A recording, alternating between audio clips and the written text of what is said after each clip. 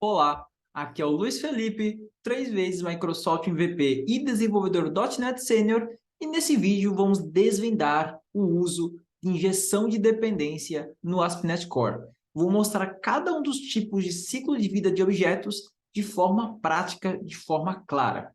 E esse é um dos temas que cai bastante em entrevistas técnicas e mesmo no dia a dia, mas um tema que depois desse vídeo você vai estar com a explicação e prática preparados para o que vier, na ponta da língua. Então, através da injeção de dependência, nós conseguimos desacoplar a inicialização de um objeto de seu uso. Então, aqui, por exemplo, na nossa injeção dependência controller, ao invés de inicializarmos este campo objeto, né, fazendo isso aqui, por exemplo, né, utilizando a palavra-chave new, conseguimos utilizar, né, passando ele via construtor e o container de injeção de dependência do ASP.NET Core, que é um recurso nativo, ele consegue fazer essa injeção. Mas para ele conseguir fazer isso, você vai utilizar um comando, né, lá no arquivo program.cs. Né? Aqui eu tenho alguns códigos comentados para mostrar exatamente como vamos caminhar, mas no ASP.NET Core nós temos 3 tempos, né, de ciclo de vida. Nós temos o singleton, nós temos o scoped e nós temos o transient. Tá? Então, cada um deles diz respeito a qual o tempo, né, que esse objeto ele vai ser mantido, né, pela aplicação. Então, no singleton, nós temos aí um objeto que vai ser mantido durante todo o tempo, né, todo o ciclo de vida da aplicação. Já o scoped, ele é mantido apenas durante uma execução e o transient, ele é mantido apenas a um uso. Muita gente se confunde um pouco sobre o scoped e o transient, mas não se preocupe, eu vou mostrar com um exemplo claro de como diferenciar esses dois. Então, apenas mostrando aqui nosso objeto DI, ele é um objeto simples, onde eu tenho uma propriedade chamada contador. É um inteiro, e através dele vamos realizar operação, né? No caso, vamos fazer aqui um incremento, e vamos retornar, né, no nosso método get, no nosso controller, né, na nossa action get. Então, se eu for, por exemplo, nesse caso, eu estou aumentando, né, o contador mais e retornando o contador. Então, como nós estamos utilizando o singleton, ele vai ser a mesma instância durante todo o tempo de ciclo de vida da aplicação, né?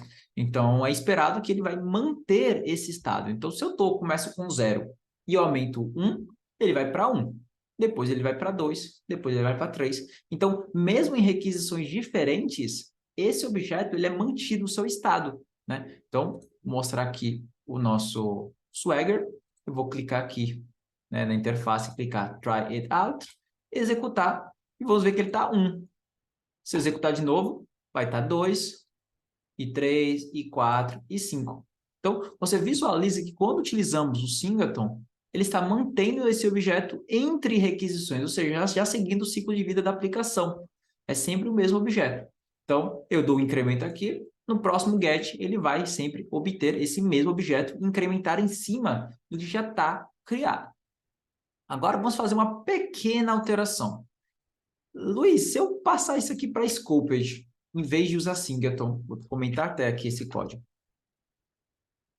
Será que esse comportamento vai ser mantido? Vamos visualizar, né? Aguardar aqui a execução.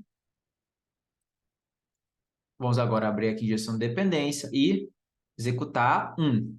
Executar 1, 1, 1. Então, você vê que só de mudar de singleton para scoped, ele já não está mantendo mais o estado, né, entre a conclusão das operações. Né? Então, você conclui uma operação de get, conclui outra operação de get, e já é o objeto que você estivesse sendo reiniciado. Né? É essa a diferença principal entre o singleton e o scoped.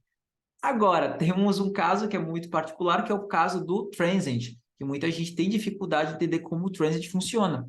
Né? Então, para mostrar como o transient funciona, olha só o que eu criei aqui para você. Eu criei aqui uma classe chamada testService. Essa testService também está recebendo o nosso objeto DI. E eu estou simplesmente retornando aqui obter contador, né, que é o método que vai retornar o contador desse objeto daqui de dentro, certo? E aí fica a grande dúvida. Ok, Luiz, será que esse objeto esse valor, né, do contador, ele vai ser o mesmo daqui do que aqui no meu controller? É isso que eu vou mostrar para você agora. Então, eu vou fazer o seguinte, vou aqui descomentar aqui o nosso teste service, né? No nosso caso, o teste service ele está como transit, mas está tudo bem, pode ser scoped também. Agora, na prática, como funcionaria aqui, né? Nosso objeto DI como scoped dentro do nosso teste service como transit. Então, vamos lá. Vamos ver agora se o nosso objeto, né, ele vai ser realmente, se o estado vai ser mantido, né? Será que o objeto DI que está aqui, ele é o mesmo objeto DI que está aqui, né? Vamos executar. Então, antes, na verdade, de executar, vamos fazer o seguinte, até para poder obter os dois. Fazer aqui um new, né? Vamos colocar como contador igual a objeto.contador. E vamos colocar como contador do service, vai ser igual a, vai precisando gestar aqui, né? Teste service, atribuir aqui, só manter um padrão que eu gosto, né? De utilizar um tracinho, como se diz, né? Um underscore. E aqui eu coloco, opa, teste service, ponto, get obter contador. Perfeito. Então, agora o nosso teste inicial vai ser, será que do jeito que está agora, né, com o objeto DI como scoped, será que, que isso aqui vai retornar o mesmo valor que o outro? Né? Será que vão retornar ambos os mesmos valores? Porque aqui dentro do teste service, eu não estou fazendo esse incremento, né? Só estou retornando. Aqui que eu estou nesse objeto DI aqui que está sendo injetado no meu controller, que é o objeto que eu estou fazendo no computador. Então, vamos fazer esse teste para verificar como é o comportamento, né? Então, vou fazer aqui, executar. Olha só que legal. Ambos são 1. E agora é 1, né? Porque é scoped. Então, entre cada requisição, cada operação, ele é novo em instância. Mas olha só que legal. Ambos mostram o mesmo contador. Ou seja, esse teste objeto DI é o mesmo que esse objeto DI, né? Quando, no caso, quando o objeto DI ele é scoped. Agora, pensa só num caso, um terceiro caso. E se o objeto DI agora vai passar a ser transient? Será que ele vai conseguir manter, né, esse estado? Será que esse objeto DI, será que ele vai ser o mesmo objeto DI que nem está sendo usado no meu controller, né? Isso, pessoal, varia com qualquer caso que você for utilizar um objeto transient, né? Se você tiver com o mesmo objeto, o mesmo tipo, né, sendo utilizado em múltiplas classes que você está utilizando na sua operação, você tem que considerar que se ele for transient, ele não vai estar aí compartilhando o mesmo estado, né? Então, ó, executar. Olha só que legal. Olha que legal. O contador que vem do objeto do lado do controle, ele está 1. Só que o contador do objeto do service, que eu não fiz o incremento, só que agora, como o objeto daí está como scope, como transient, ele não está mais compartilhando o estado entre eles. Né? Então, essa é a principal diferença quando estamos falando aí de transient e scoped. Quando a gente usava o scoped, esse objeto daí que está aqui, e o objeto DI que estava aqui no meu teste service, eles eram a mesma instância.